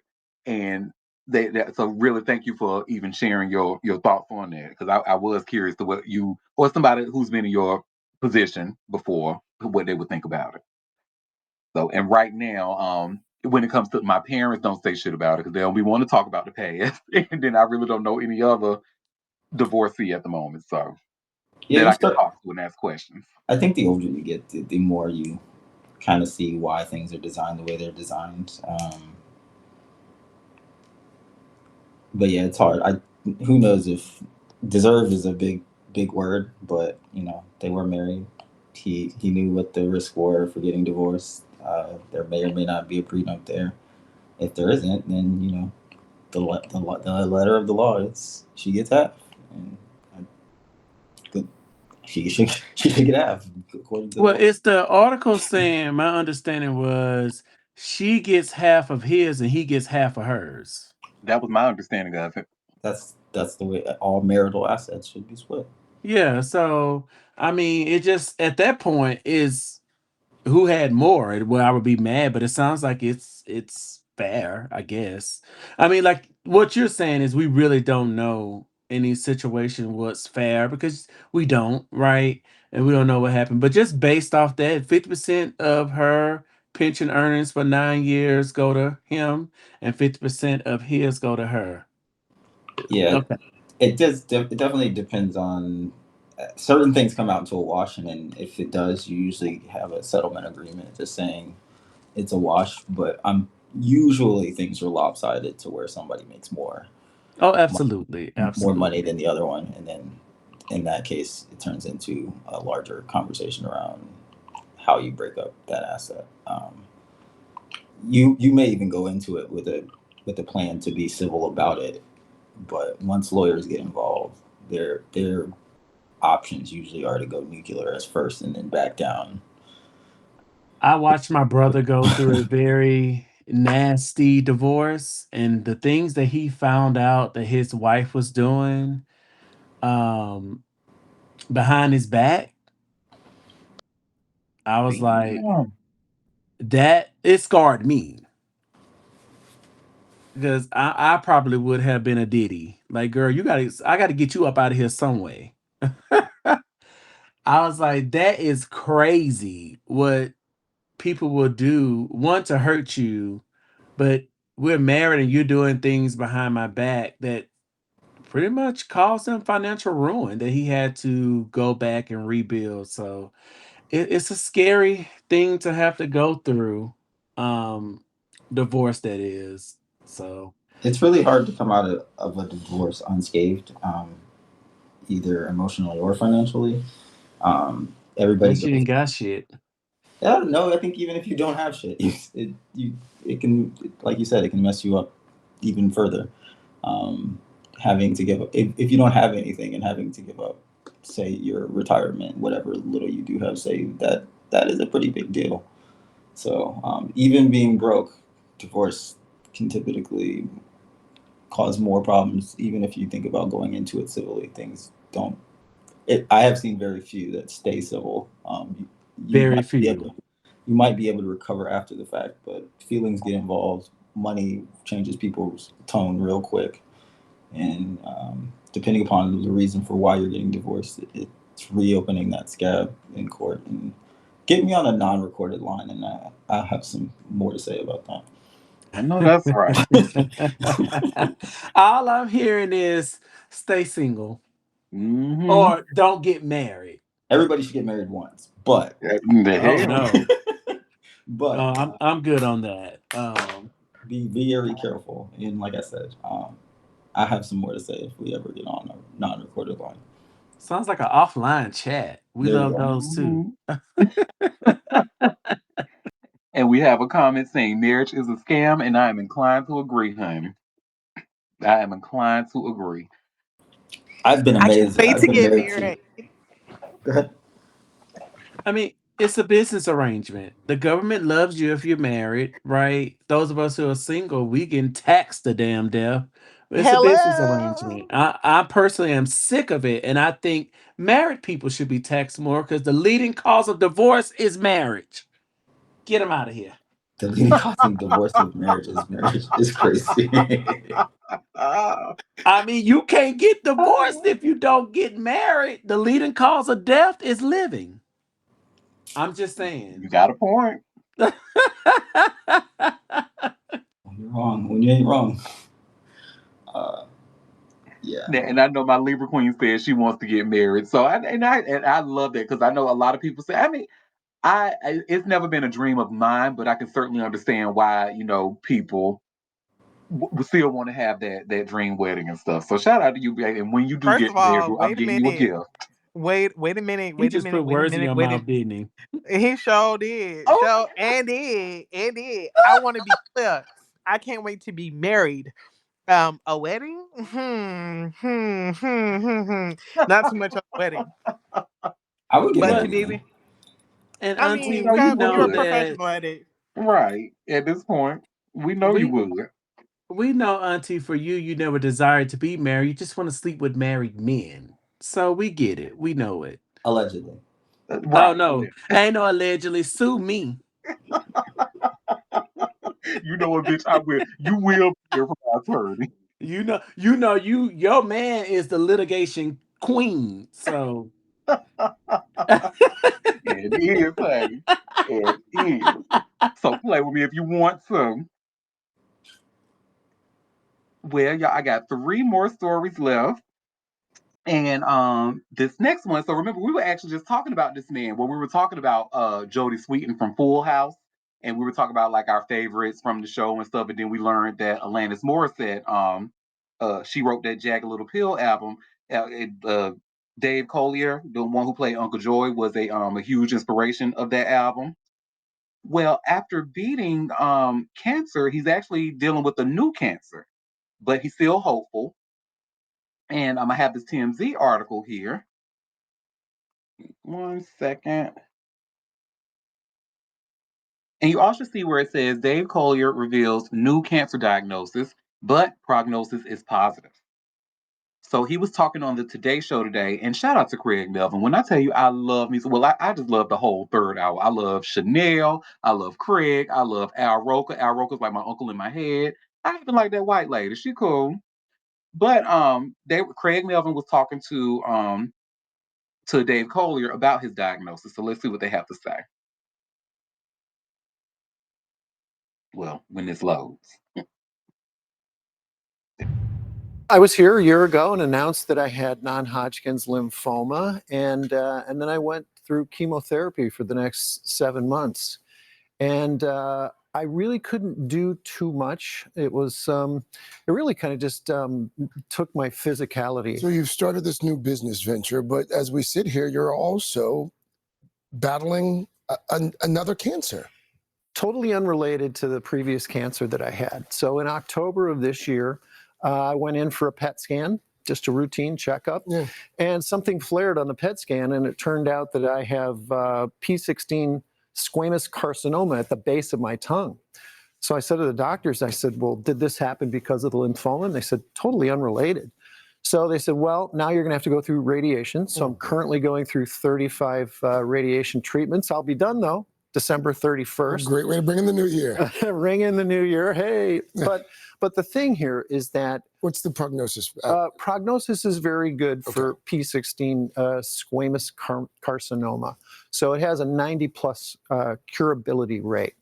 But the thing that has really saved my life, Craig, is that early detection saved my life, not just the first time, but the second time as well.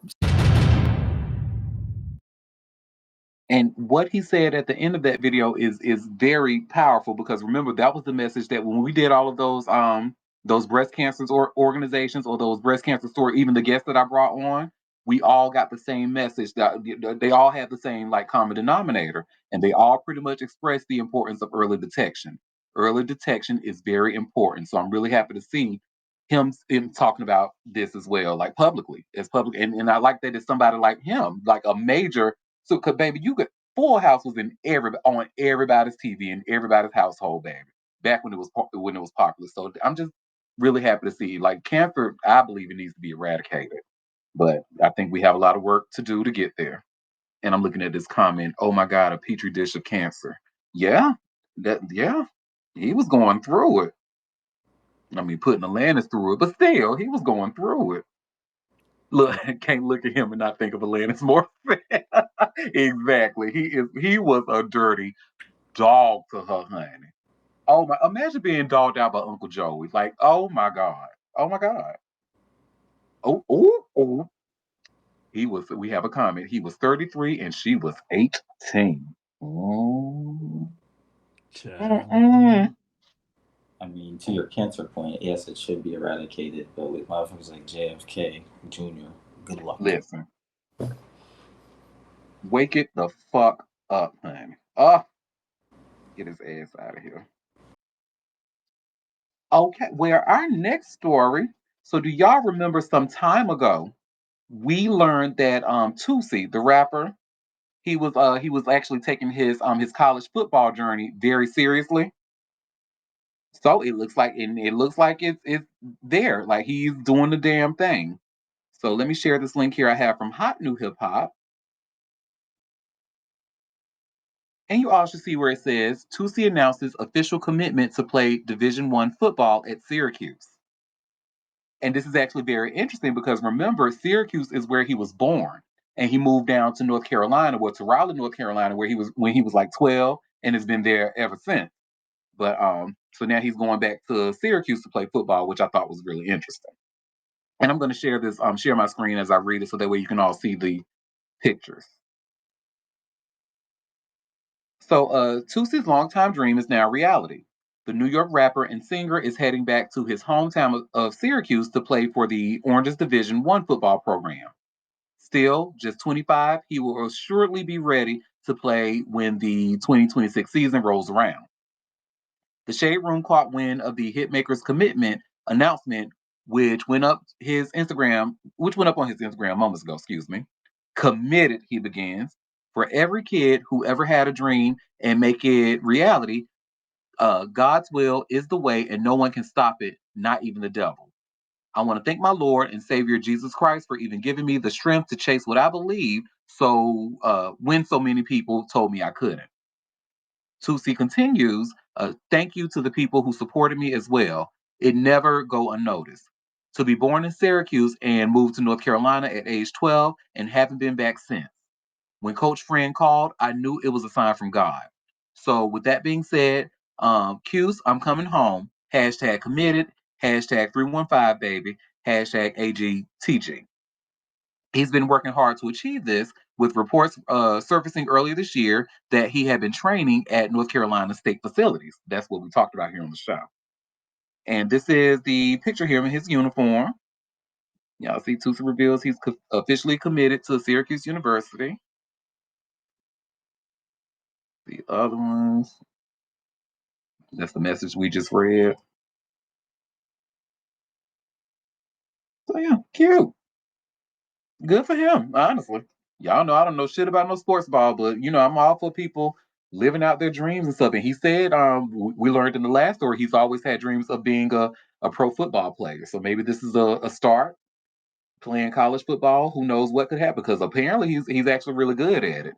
I can't tell you that you don't listen to me, just like you shouldn't listen to me about court shit. You definitely should not listen to me about anything sports related. Oh, and looks like he's I'm sorry, I'm just reading the this comment about the last story. But yeah, good for Tootsie. And shout out to Syracuse, and shout out to him, moving to North Carolina. And one thing I do like about Tootsie is that even though he did move to Carolina at 12, he still reps Carolina to its fullest. Because it's we might be a little slow, y'all, but we're an amazing people. That they don't call us the Rip Van Winkle State for no reason. So, go ahead, favorite tourist. And no shade, but North Carolina has been the home of some of the most prolific and greatest entertainers known to man. So shout out to NC. Oh, thank you. Oh, I'm just you did. I'm almost sure that you did not even mean to include me in that list of people, but I'm putting myself on that list any damn way. Why? Because the bitch is from NC. Well, y'all, our last story. So it looks like Nas was able to do something that Jay-Z was not able to do. Well, Jay-Z and Missy Dizzy, CEO of Rock Nation. Hey, Missy Dizzy. Anyway, so I have this all hip hop article. You all should see where it says Nas backed 7.5 billion Resorts World NYC expansion officially approved. And the last thing we read about, we read like it was in progress to be approved. Now it's officially approved. So Queens get the money. $7.5 billion Resorts World NYC expansion approved. Queens just secured one of the biggest victories in history. The New York Gaming Facility Location Board has officially approved the massive $7.5 billion expansion of Resorts World NYC, greenlighting a project backed by Nas and Resorts World that will transform the borough into a global entertainment powerhouse. The approval clears the runway for New York City's first full commercial casino and what will become the largest integrated resort in the entire country, a monumental shift for tourism, nightlife, jobs, culture, and economic growth right in South Ozone Park. Under the ambitious plan, Resort World NYC expects to roll out hundreds of full casino table games by March of 2026, bringing thousands of new jobs, fresh revenue streams, and a booming entertainment ecosystem to Queens. This is considered a historic reinvention moment for the borough and a major milestone for New York, with Nas as a key cornerstone. And then I'm going to show y'all this photo they ended with Nas. It's an Instagram photo. Nas just looking like he hard at work, honey, doing what Jay-Z wish he could, honey, try to put that damn casino in the middle of Times Square that didn't nobody want. Nobody want that shit. But where Nas saw where it was needed and did it the right way, and that's why this shit got approved. So, shout out to him, even though he was beating the hell out of Khalees, allegedly. But shout out to him. And y'all, that was all the tea that I had for us today, honey. So before we head out and before I go and watch these other 2 episodes of this Diddy documentary, did any of you have any tea that you want to share? Any tea that I might have missed? Oh, Go ahead, Libra Queen. Okay, so I have two things. One, iHeartRadio allegedly is supposed to like block all AI generated personalities and AI music, and I just love that for the culture. Amen, hallelujah. Also, two, Will, I think you may know something about this, or hopefully you know something about this, or can elaborate on it. Apparently, Serena has been reinstated um, in tennis in the tennis anti-doping testing pool, and she could potentially be coming back in 2026. Is that accurate? What do you know? Let us know. Yeah, I was going to say that. I was gagged this morning when I woke up and saw, because in order for professional tennis players to compete on a professional level, they have to enter into like the whole anti-doping pull thing, and so it's public knowledge, and so it signals that she's eligible to play as early as April, and so yeah, we shall see. It'll be very interesting, but not surprising considering how Venus has come back and she's going to be playing next year as well. Yeah, but yeah, it's very exciting news if it is true and if she decides to come back. But she's a Libra, so she's been dropping hints the entire year. If y'all been paying attention about her hitting balls and stuff, and also she never officially said that she had retired. She said she evolved, so she never really leaned into the R word. So it's not surprising that this is happening. Also, considering the fact that the reason why she decided to retire is because she wanted to expand her family, and also she had some physical limitations as it relates to like her weight and what have you. And as we've seen, she was been the spokesperson for a GLP-1 medication by I believe the company is called Roe. So she's been losing weight, hint, hint. She's been hitting balls, hint, hint. So, I wouldn't be surprised if she makes the official announcement that she'll be back playing. I wouldn't be surprised if she came back and started playing at Wimbledon because that is one of her favorite tournaments, or at least during the grass court season, which is in the summertime. And get her body and her stamina together. But the state of women's tennis, I could easily see her being a top contender and not pick up a racket because she stopped playing 3 years ago. And women's tennis has been terrible for the past 3 years. So she might be in contention just for some lucrative titles. I won't say Grand Slam if she decides to come back, but of course it's Serena Williams. We've seen her come back from illnesses and childbirth and more illnesses, and there's no limit to her potential. So yeah, that's what the streets are saying. So we'll see if it comes to fruition. I guess we have to wait until April, April or May, for her to make an official announcement that she'll be back. So we'll see. That's what's up. We will see. That hey. Now I don't know shit about no sports, honey, but I'm excited. I mean, I know what I do know about sports, or especially what I know about tennis, is that Serena is the greatest player of all time. Like that's like not that can't be disputed, basically. So shout out, I'm shit, hun. I like when great get out and do the things that they are great at. So good, hey, work. But y'all know my relationship with Serena Williams. She will always be Bubbles to me. Bubbles, the ex stripper who turned it into an FBI agent because of the movie Hair Show that came out in 2004 that starred Monique and Kalita Smith. If y'all haven't seen it, I highly recommend it. She made an appearance as Bubbles, the ex stripper. Oh, happiness, queen of happiness. Well, first of all, before I go to favorite tours, did you have any more to you, or that was what you wanted to share with us? Oh, that's what I wanted to wake up. So thank you, Quinn. Yeah. And Well, thank you for elaborating, because yeah, I wasn't gonna be able to break it down like that. Appreciate you yeah. always. Well, Happy actually gave me two pieces of tea that I want. So this first one, so they build. I know my favorite tours ain't gonna give a shit about this, baby, but it says RuPaul's Drag Race reveals 14 new queens for season 18. Yay!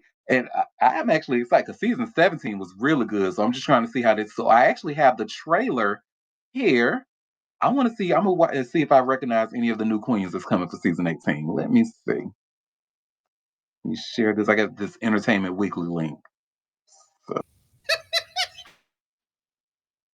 Well, I know what I'll be doing on Friday, January 2nd at 8 p.m. Eastern Standard Time, honey. Look, we have a comment. Knew my ass. Baby, there was so much pussy in that trailer. And I said, oh, yes, I love drag queens. Oh, come on, girl. Give me that pussy, honey. And they That got, was sorry. Go ahead, Auntie.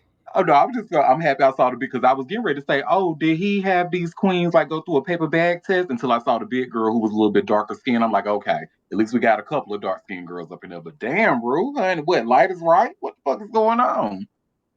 That was Jaden Dior's Fierce's pussy. That was Phoenix's pussy. There's Ariel Versace's pussy.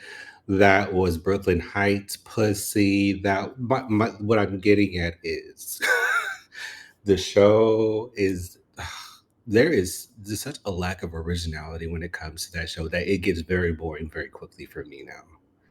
It, I've again I haven't watched an original season since Jaden Essence Hall 1. What was that? 2020 over Zoom. That's the Yep, last that time I was the watched it. pandemic season. Mm-hmm. That was the last time I watched a single episode of Drag Race because it just got so fucking boring. But I love that for y'all though. I hope y'all have a wonderful time with your redundancy and your aged out catchphrases. I want it all for y'all. Have fun. Look, it's similar to the Love and Hip Hop fans. We know what the hell we get. We getting the same shit that we done seen in season 2. But you know what? We love it.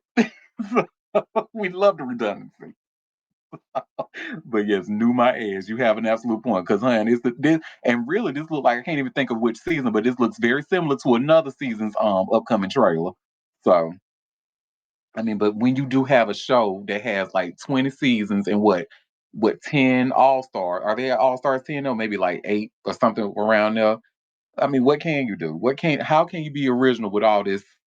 But hey, it is what it is. Amplify, push up, not pull down. Ow.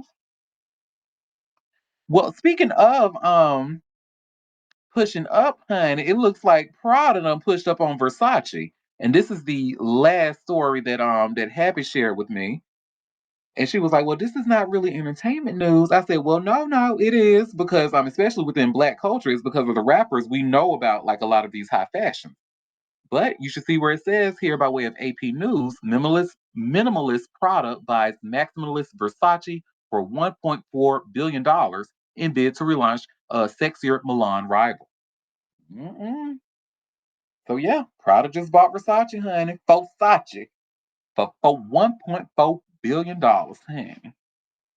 I wonder what Uncle Elroy thinks about it. You know, Uncle Elroy, his Versace, but from next Friday for those who don't know. But don't mess with him and his Versace. How you spell that? F-O Sachi. Go ahead, favorite Taurus. Now, this was interesting to me as well. So I'm very curious to see how this merger is going to impact like the people they collaborate with because they've been known to be very different brands. So I'm very curious to see how they are able to execute that. I think it could be successful. Hopefully they bring in some voices to kind of freshen up both brands. Like how I believe LV was doing with Pharrell and his problematic ass. I'll be interested to see like who they bring in for like creative direction and whatnot moving forward. So this was a very surprising move for fashion, and I would say pop culture in general, considering they've had such a huge name or face in regards to, I guess, like a through line through pop culture as well. So we shall see. No, absolutely. And shout out to the Wayans brothers and White Chicks, honey. You remember that iconic line? Wait, lady, all of this over a bag? It's not just a bag, it's Prada. So yep, happy. Thank you for those pieces of tea. I'm really excited about the drag race one. Well, did anybody else have any other tea that they want to share? Shut up, favorite Taurus.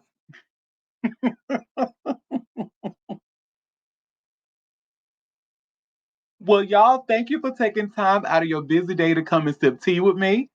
We will be back tomorrow for another live show at 12:30 Eastern Standard Time if you can make it. Until then, I hope you all have a fabulous rest of your day. Wait a minute. Make Oh, sure make sure you RSVPing. Make sure that you are reposting an original post or a quoted repost, and you're attending the show so you can win some money. Okay, come in for the hot tea and get some cash for that ass. All right.